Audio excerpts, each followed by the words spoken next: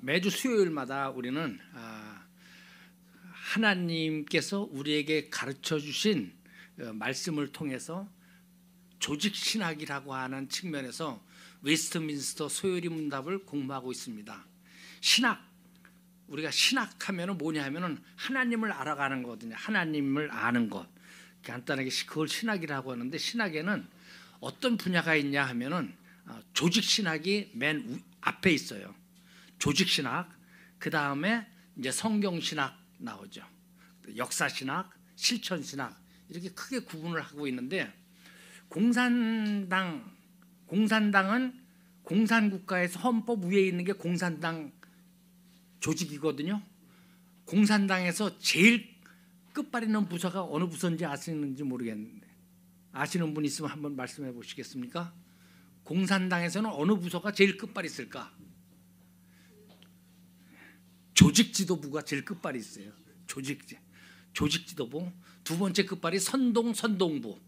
그래서 공산당은 아주 그냥 뭐 빨간 완장 채워가지고 이것저것 조직을 잘 만들고, 그 다음에 그냥 뭐 노래 부르고 춤추고 장구치고 이런 사람들 동원하고, 또 언론을 동원해가지고 선동하고 막 선전하고 이러는데 아주 일가견이 있어요.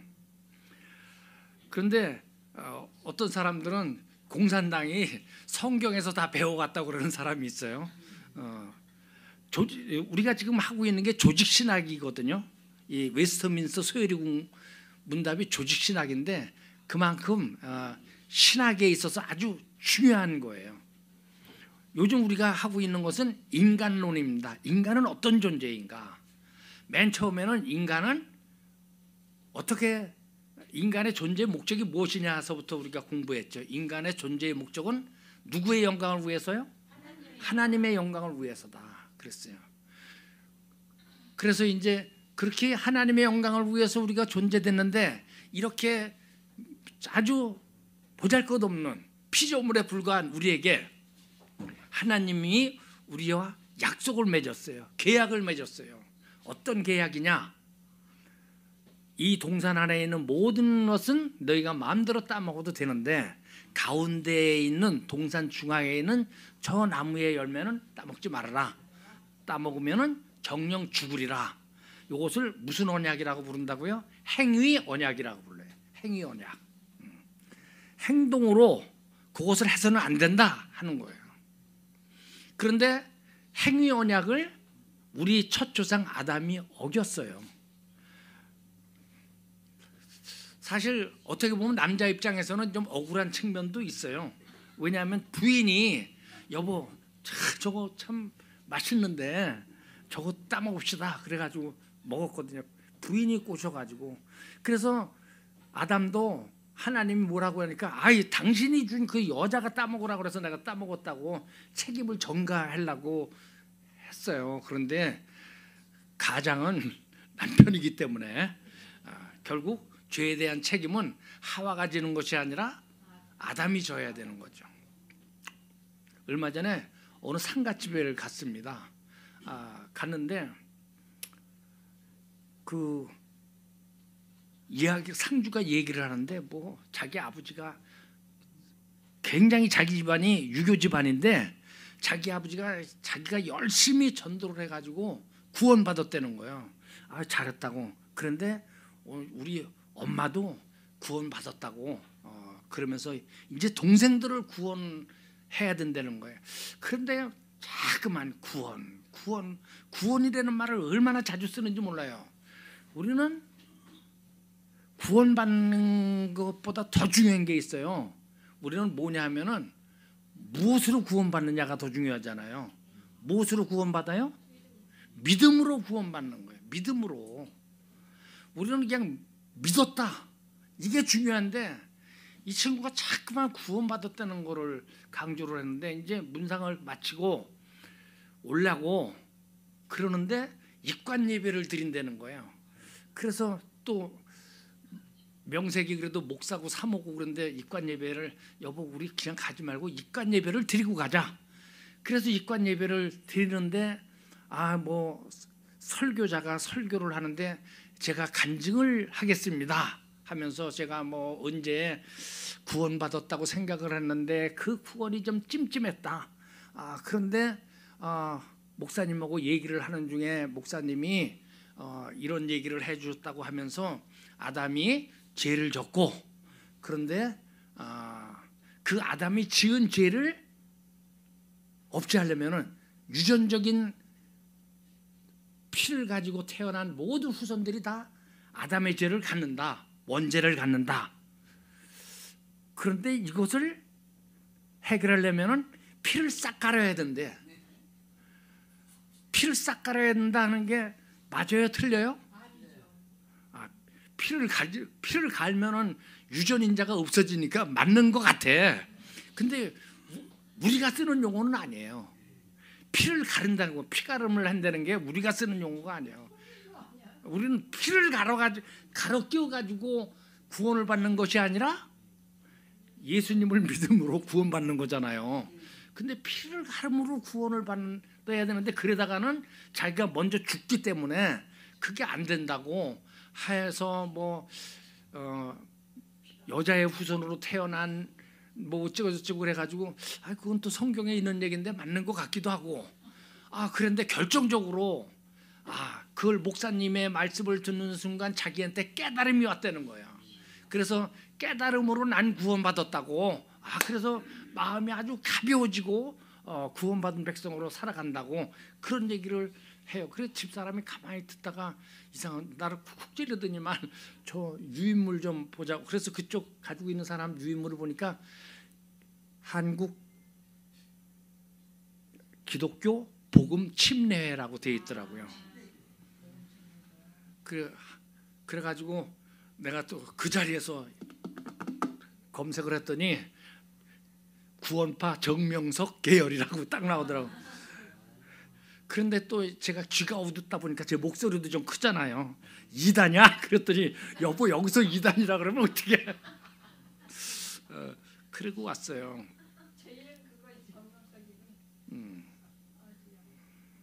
그래서 집에 와가지고 이제 그 구원파를 이제 찾아보니까 구원파의 계열이 있고 우리나라에 큰 계열이 4개가 있는데, 그 전에 제 친구 하나가 목사가 된 친구가 있는데 그 친구가 자기네 교회에서 발간한 책이라고 막 색일이라는 책을 잔뜩 갖다 몇 년치를 줬는데 내가 그냥 보다가 이상해서 그냥 버리긴 버렸는데, 보니까 그것도 구원파에서 나오는 책이더라고요. 우리가 이런 이단들의 이야기를 들어보면요, 일견 맞아요. 맞는 것 같기도 한데 우리가 안 쓰는 용어들이 나와. 이상하다 하는 생각이 드는데, 그런데 또 좀 넓게 생각해보면 맞는 말이야. 성경에 있는 말 같아. 그런데 가만히 생각해보면, 자세히 들으면 성경하고 틀리는 게 나오는 거예요. 그래서 이런 것을 잘 구분하도록 하기 위해서 우리가 필수적으로 공부하는 것이 말씀교회 매주 수요일날 하는 웨스트민스터 소요리 문답 공부를 해야 된다. 5년에서 7년에 한 번씩 한 바퀴 돌아가는데 제가 처음에는 한 달에 한 번씩 해가지고 한 5년 걸릴 거로 생각했는데 5년은 안 걸릴 것 같아요. 한 바퀴 도는데 어쨌든 소요리 문답을 통해서 조직신학을 확실하게 우리가 공부를 해야 됩니다. 오늘은 인간론, 인간의 타락, 첫 번째 시조인 아담이 행위 언약을 어겨가지고 죄를 졌는데 그것을 원죄라고 부르고, 그 후손들이 태어나면서 갖는 인간적인 방법에 의해서 유전학적으로다가 부계의 영향을 받는 그런 모든 사람들이 다 원죄를 지고 자범죄를 가지고 태어난다 하는 거예요. 그러면 오늘은 자범죄를 진 원죄를 가지고 타락한 그 타락의 결과가 무엇이냐 하는 것을 우리가 함께 나누려고 합니다.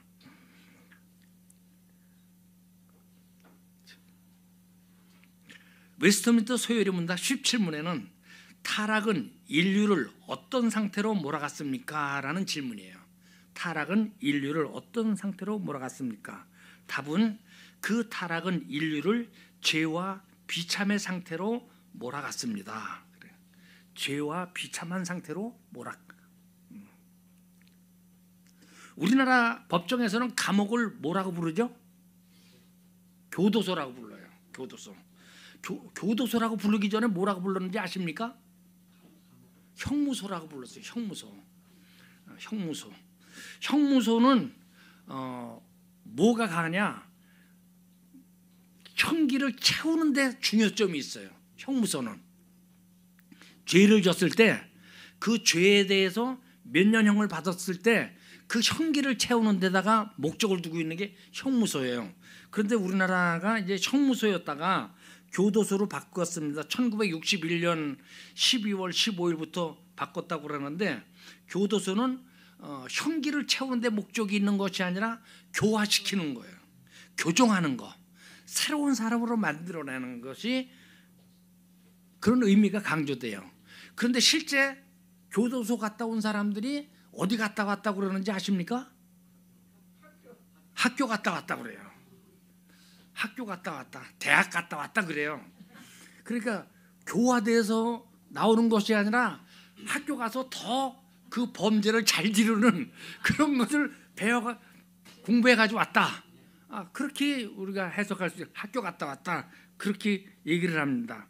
그래서 교도소에 다녀오면 아주 다양한 범죄 기법, 어떻게 하면 법망을 피하는가, 어떻게 하면은 반성문을 잘 써가지고 판사의 마음을 움직이나, 아주 뭐 그냥 읽으면은 눈물 쏙 빠지게 이렇게 이 사람이 참 사람이 됐구나 하게 그냥 반성문도 잘 쓰고 그럽니다. 또 그것뿐만이 아니라요, 요즘은 죄를 짓고 교도소에 갔다가 왔는데도 아주 떳떳한 사람이 있어요. 부끄러워하지 않는 사람이 있습니다.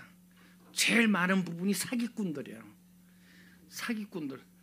내가 이거 사기쳐 가지고 50억을 이익을 볼 수가 있는데 감옥에 가면은 5년만 있으면은 된다는 거예요. 이 정도는 감옥에 가서 5년 살아가지고 50억 벌면은 이거보다 더 투자가 잘 되는 게 어딨냐고 아주 떳떳하게 생각하는 그런 사람들도 있어요. 수치감을 느껴야 되는데 수치감을 느끼지 않습니다.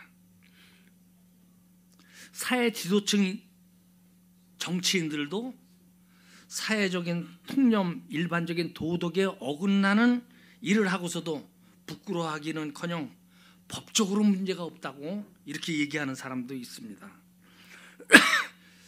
죄를 지으면은 죄값을 치르는 것은 당연합니다. 그런데 그걸 다 끝나는 것이 아니에요. 죄를 지은 것을 부끄러워하면서 회개해야 되는 거예요. 교화가 돼야 되는 거예요. 그것이 인간의 도리입니다. 그래야지만 자기에게 있는 죄에 대한 그 부패성을 벗어버릴 수가 있는 거예요. 징역 몇 년, 벌금 얼마 이렇게 죄값을 치른 걸로다가는 부족하다고 저는 생각을 해요.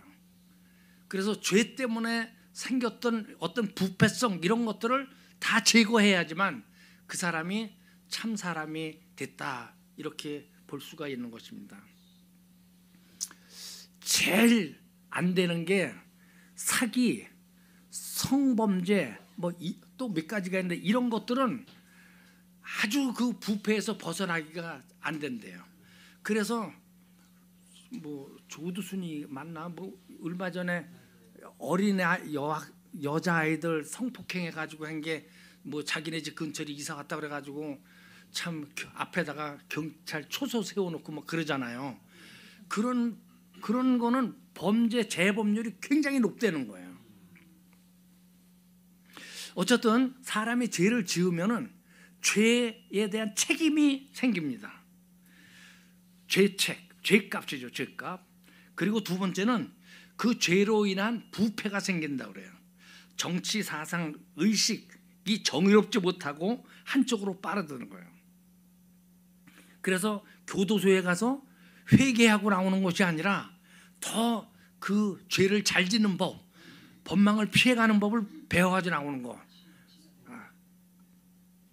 죄로 인해서 부패입니다.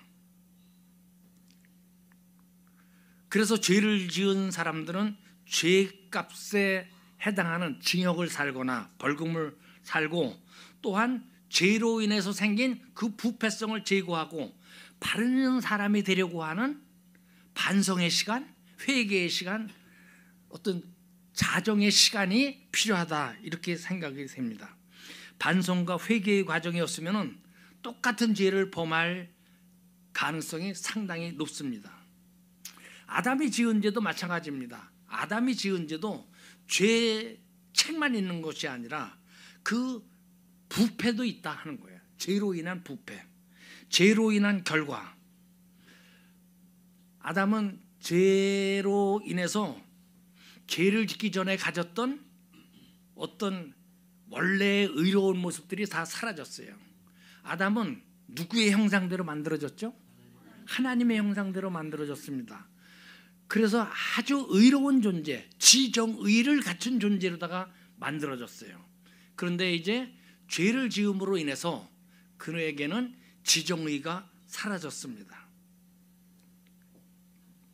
그래서 아담과 그 후손들은 전 속성이 부패했다. 인간이 가지고 있는 하나님을 닮은 어떤 거룩한 부분, 정의로운 부분, 어떤 도덕심, 양심, 이런 것들이 전적으로 부패해졌다, 이렇게 말할 수가 있는 것입니다. 하나님의 형상이 아담 그 하나님과의 맺었던 행위 언약을 어김으로 인해서 하나님의 형상을 잊어버리게 된 것입니다. 사람이 전 속성이 부패했다고 그래가지고 착한 일을 못하냐? 그렇지는 않습니다. 실제로 우리 주변에 보면은요, 착한 일을 하는 사람들이 있습니다. 개인적으로도 그렇고요. 특별히 우리나라는 아주 정이 많은 나라예요. 그래가지고 뭐 우리나라가 NGO 있잖아요. NGO를 이렇게 설립을 해가지고 정부에다가 신고를 해가지고 모금을 받을 수 있도록 하는 것에 참여율이 전 세계적으로 높은 나라예요. 어디 수해 났다, 수해 돕기 방송에서도 뭐 나오고, 여방송 저방송 이 신문 저 신문 뭐 착 나오면은 모금이 엄청나게 돼요. 거기다가 또 누가 얼마 했다고 또 광고 탁 내주고 그러면은 엄청나게 모금이 되는데, 그게 다 글로 갈까요? 그럼 어디로 가요?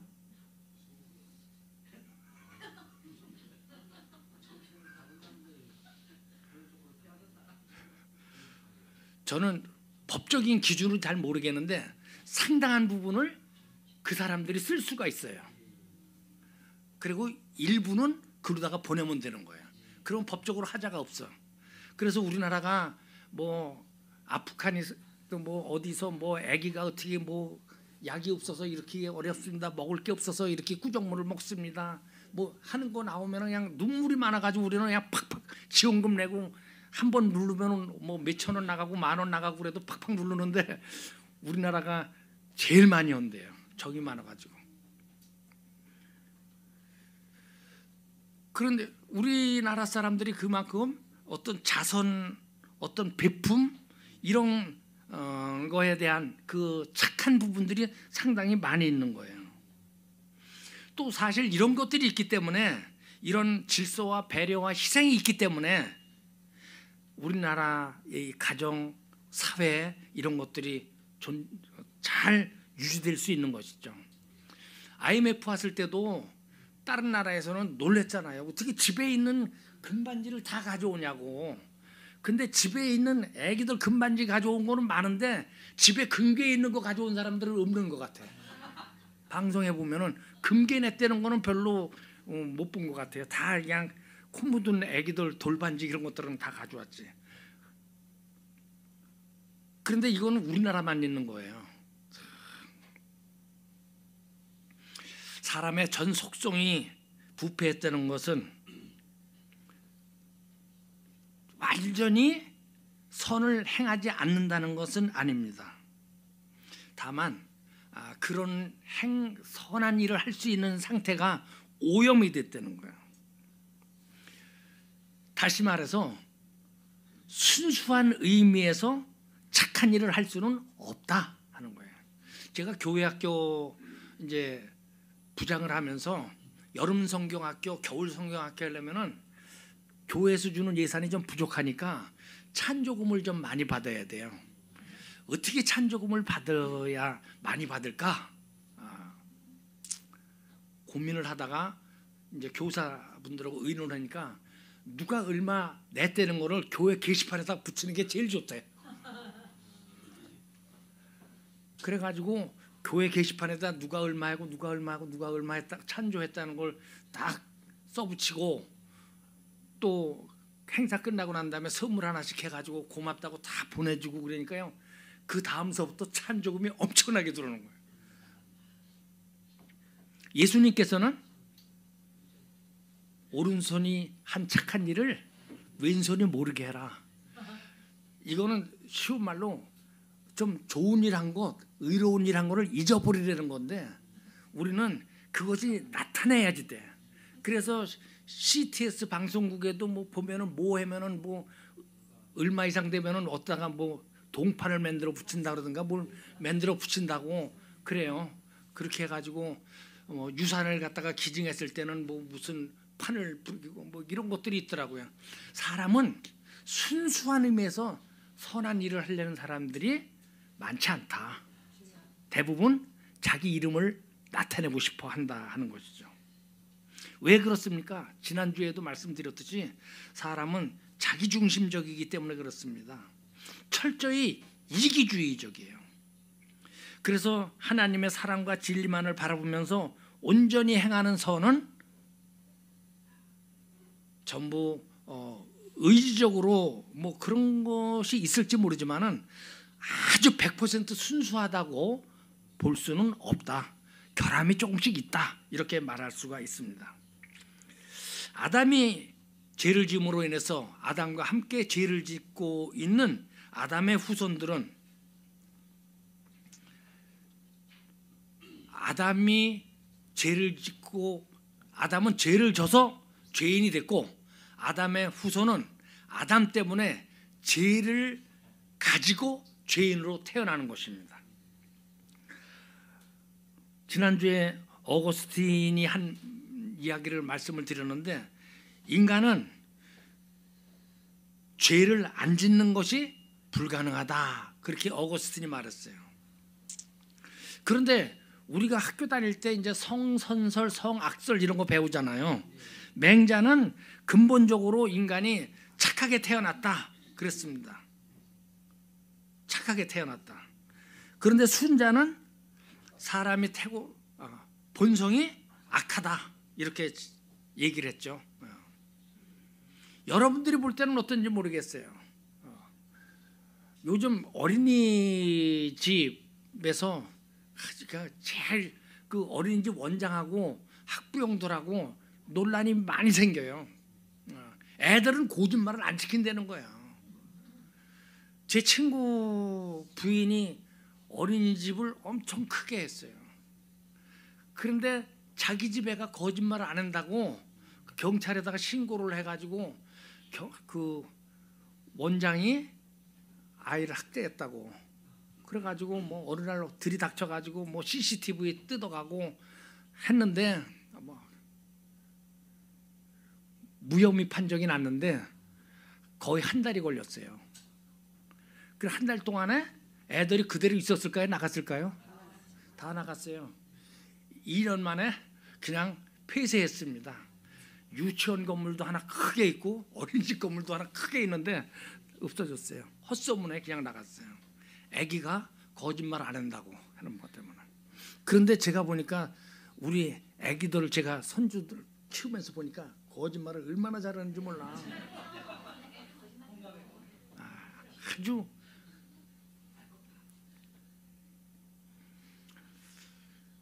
기독교의 입장은 성선설인가요? 선악설인가요? 아담의 후손은 죄인으로 태어난다. 그렇죠. 순자가 주장한 거와 거의 가깝습니다. 왜 그러냐 하면은 전 속성이 부패했다고 보기 때문에 그렇습니다. 로마서 3장 9절에서부터 18절을 찾아서 읽어주시면 감사하겠습니다. 로마서 3장 9절에서 18절. 그러면 어떠하냐? 우리는 나으냐? 결코 아니라 유대인이나 헬라인이나 다 죄 아래에 있다고 우리가 이미 선언하였느니라. 기록된 바 의인은 없나니 하나도 없으며 깨닫는 자도 없고 하나님을 찾는 자도 없고 다 치우쳐 함께 무익하게 되고 선을 행하는 자는 없나니 하나도 없도다. 그들의 목구멍은 열린 무덤이요 그 혀로는 속임을 일삼으며 그 입술에는 독사의 독이 있고 그 입에는 저주와 악독이 가득하고 그 발은 피 흐르는데 빠른지라. 파멸과 고생이 그 길에 있어 평강의 길을 알지 못하였고 그들의 눈앞에 하나님을 두려워함이 없느니라 함과 같으니라. 아멘. 그렇습니다. 이것이 바로 부패한 인간의 모습입니다. 다 치우쳐서 한 가지로 무익하게 되고 선을 행하는 자가 아무도 없다는 거예요. 그래서 목구멍에 열린 무덤이고 혀로는 속임을 베풀고 그 입술에는 독사의 독이 있고 저주와 악독이 가득하다고 성경은 말하고 있습니다. 부패한 사람의 속성은 어떤 교육이나 설득이나 감시나 억압을 통해서 통제할 수가 없다는 것입니다. 물론 조금 전에도 말씀드렸듯이 인간이 어느 정도의 선을 행할 수 있다는 것은 인정을 합니다.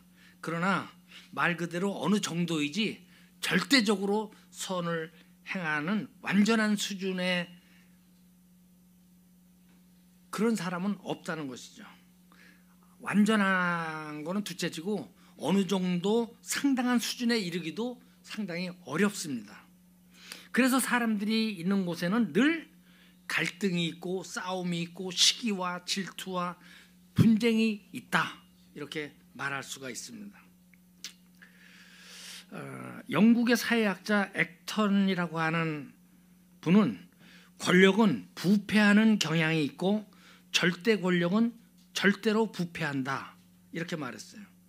이 액턴경의 말은 역사를 통해서 증명이 됐습니다. 절대 권력이 절대로 부패하는 이유는 절대적으로 부패한 사람이 절대 권력을 올바로 사용하기가 불가능하기 때문에 그렇습니다. 가장 우리가 쉽게 알 수 있는 것이 북한이에요. 우리의 이웃인 북한은 헌법이 있고 헌법 위에 공산당 강령이 있고 공산당 강령 위에 위대한 지도자 김정은 위원장의 교시가 있어요. 법이 어떻고 뭐 공산당 뭐가 어떻고가 필요 없습니다. 몇 년 몇 월 며칠 김정은 위원장이 말씀하셨다, 그러면 그걸로 끝이야. 그런데 그 사람들이 그 권력을 유지하기 위해서 어제 제가 프랑스에서 외교관으로 있던 사람이 이제 한국으로 와가지고 이야기하는 거를 유튜브를 통해서 봤는데, 가짜 외교관이야. 진짜 외교관이 아니라. 왜 가짜 외교관이냐? 뇌물을 줘가지고 외교관으로 나온 거야. 부인하고 아들을 데리고. 그래서 그런데 한 달에 가짜 외교관들도 800유로씩 받는데요. 800유로 체제비로. 그런데 그걸로 아들 대학교 학비도 해야 되지, 자기네 생활해야 되니 택도 없이 모자란대요. 그런데 1년에 10,000불씩 김정은 위원장 동지의 통치자금으로다가 보내야 된대요. 그래가지고 별의별 장사를 다 하고, 그 부인도 호텔에 가서 객실 청소서부터 시작해가지고 뭐 몇 개씩 일을 한다고 그러더라고요. 그랬는데 돈을 제때 못 내가지고 너 언제까지 안 보내면은 귀국시킨다. 그래서 이제 한국으로 오게 됐다고 그러더라고요. 90년대 후반에 북한의 유엔에서 얘기하는 것이 굶어 죽은 사람들이 200만에서 300만 정도 된다고 그래요. 굶어 죽는 사람들이, 굶어 죽은 사람이 1년에 거의 100만 명 정도씩이 굶어 죽었어요. 그런데도 까딱하네. 그리고 악착같이 긁어먹고 굶어 죽지 않을 정도로만 주고, 배급도 안 주고, 옛날에는 배급을 줬잖아요. 공산당이. 배급도 안 줘. 장사하다가 걸리면 다 뺏겨. 그러니까 그냥 어떻게 살려는 건지 모르겠어요. 그러면서도 돈 있는 사람은 자꾸만 돈을 본대. 재주가 있는 사람은 그 상태에서도 돈을 본대네요.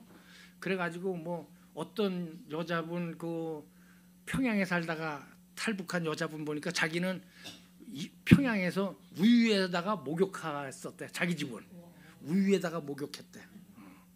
그런 사람도 있어요. 그런데 어쨌든 김정은 체제는 자기의 권력을 유지하기 위해서 온 국민을 노예로 삼고 있다, 이렇게 표현할 수가 있는 거예요.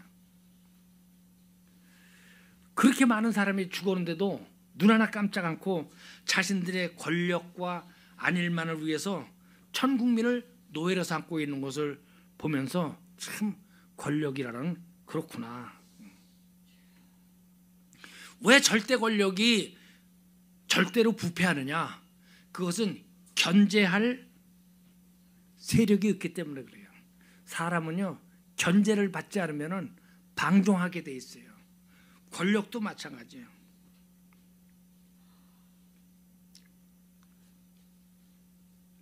그래서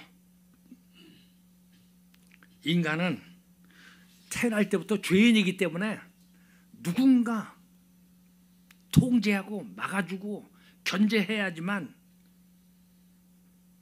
되는 거예요. 우리나라가 지금 수년째 정치적으로 불안정해요. 왜 그러냐 하면은요, 제 생각입니다. 이거는 뭐 정치에게서 죄송한데, 헌법이 만들어질 때 국민들이 만들질 않아서 그래요. 정치인들이 서로 주고받고 해서 만들다 보니까 헌법이 좀 엉터리 부분이 상당히 많이 있어요. 우리나라가 헌법이 87년도에 마지막으로 이렇게 개정이 됐다고 그러는데, 87년도에는 전두환 씨가 대통령일 때라 헌법 속속에 퇴임한 대통령이 뭔가 행사할 수 있는 요소들이 많이 들어있다는 거예요. 어쨌든 정치, 권력 이런 것은 속성이 그렇습니다. 돈과 권력, 명예에 관심이 없는 사람 있습니다. 나는 그런데 관심 없어. 그 사람은 그 맛을 못 봤기 때문에 그렇습니다. 그 맛을 본 사람은요, 죽어도 그것만 하려고 그래요. 맛을 보고도 스스로 권력을 내려놓는 사람, 명예를 내려놓는 사람은 없습니다. 그렇기 때문에 우리는 나 자신을 낙관해서는 안 돼요. 사람은 통제를 받지 않으면 언제든 내 마음속에 죄성이 살아난다, 내 언어로, 행동으로 튀어나온다는 사실을 인정해야 됩니다. 그래서 자신을 어떤 견제와 통제에다가 나를 내어놔야 돼요. 많은 사람들이 나를 볼 수 있도록 해야 돼요. 타인도 너무 믿으면 안 되고요. 인간은 누구든지 다 부패의 속성을 가지고 있습니다. 그래서 서로 견제하고 통제할 수 있어야 하는 거예요. 우리 사랑하는 말씀교회 성도 여러분, 우리 모두가 다 내면에서 악한 생각이 날 수 있고 충동도 있고 욕구가 있습니다. 이것을 부정할 필요는 없습니다. 이것은 죄인으로 태어났기 때문에 어쩔 수 없는 현상입니다. 진짜 문제는 뭐냐 하면요, 내 안에 그런 잘못된 욕구나 생각이나 충동이 있을 때 이것이 내 마음속에 자리 잡지 않도록 해야 돼요. 털어버려야 됩니다. 내 내면에 그런 죄악된 생각들이 따리를 틀고, 따리 틀었다는 게 맞죠? 이렇게 계속 자리 잡는 거. 그러면은 거기서 죄가 자라게 돼 있어요. 그래서 우리는 우리의 부족함을 직면하고 수용해야 돼요. 사도 바울도 항상 가슴을 치며 기도했습니다. 내 마음속에는 뭐가 얼마큼 있다고요? 뭐가 싸운다고? 하나님의 법과 세속이, 세상의 욕심이 내 마음속에서 싸우고 있다고 늘 괴로워했어요. 그래서 우리는 성령 하나님의 도우심을 구해야 됩니다. 한 10여 년 전에 있었던 사건인데요. 제주지검장 하면은 상당히 높은 직급입니다. 아마 차관, 검사가 원래 직급이 높아가지고 지검장 정도 되면은 차관급 정도 대우를 받을 거예요. 이 제주지검장이 기억나시는 분인지 모르겠어요. 밖에 나와가지고, 관사 밖에 나와가지고 음란 행위를 하고 다녔어요. 그래가지고 걸렸는데 오리발 쫙 내밀었죠. 그런데 경찰이 수사를 해서 보니까 CCTV에 5번이나 걸렸어. 그러니까 처음에는 오리발을 내밀었는데 인정할 수밖에 없었죠. 어떻게 그 고검장까지 되신 분이 검사로 임용됐다고 해서 고검장까지 올라가지 않거든요. 그게 일부만 올라가는 거예요. 그런 아주 우리가 볼 때는 참 고매한 인격을 가졌을 것 같은 사람이야. 우리 생사람 잡아다가도 죄인으로 만드는 그렇게 고매한 사람이 어떻게 그럴 수가 있느냐. 사회적인 신분이나 어떤 직분이 한 사람의 어떤 됨됨이를 어느 정도까지는 말할 수 있지만은 내면 깊숙이 자리 잡은 인간의 욕구와 죄성까지 해결해 주지는 못한다 하는 사실을 우리는 분명히 알아야 됩니다.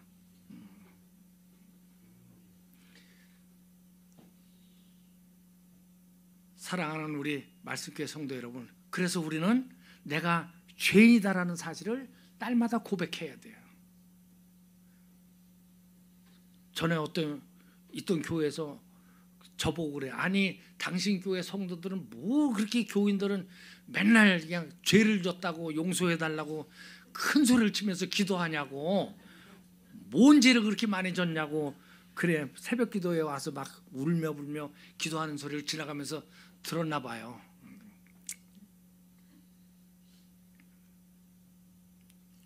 누구든지 권력의 자리에 있으면은요, 권력에 노출되면은 죄를 질 수밖에 없는 것이 우리 인간의 연약한 모습입니다. 그렇기 때문에 그런 자리를 부러워하지 마시고요. 어떻게 보면은 저는 그런 자리에 있으면 더 죄를 졌을지도 몰라요. 그래서 그런 자리에 있지 않은 것을 얼마나 감사하는지 몰라요. 특별히 저가 정말 하나님의 은혜로 목회자까지 돼가지고 이렇게 살아갈 수 있다는 것에 저는 늘 감사합니다. 저 김종찬 목사 한패 누는 친구야. 그 말씀교회에서 몇 가지 가는데 뭐 질서도 없어. 그냥 신호등도 안 나오는데 막 건너가고. 제가 혹시 그런 적은 없지만 그러더라도 손가락 할 필요가 없어요. 왜냐하면요, 우리 다 거기서 거기에요. 그렇기 때문에 잘못을 저지른 타인에 대해서 증오하거나 미워하거나 그럴 필요 없어요. 사랑의 마음으로 참아줘야 됩니다. 그리고 오래 참고 진리로 권면해야 돼요.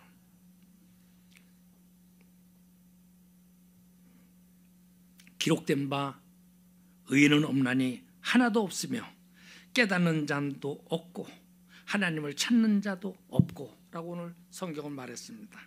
예수님은 간음한 여인을 붙잡아온 유대인들에게 죄 없는 자가 치라고 했습니다. 그랬을 때 그들이 다 흩어졌어요. 우리에게는 의인이 없습니다. 오직 한 분 예수 그리스도만이 의로우신 분입니다. 그래서 그분의 보혈로 우리의 모든 연약함, 죄된 모습들이 다 덮어지고 씻겨져야 됩니다. 그래서 예수님의 보혈의 능력을 의지하고 따르는 저와 여러분들이 되기를 축복합니다.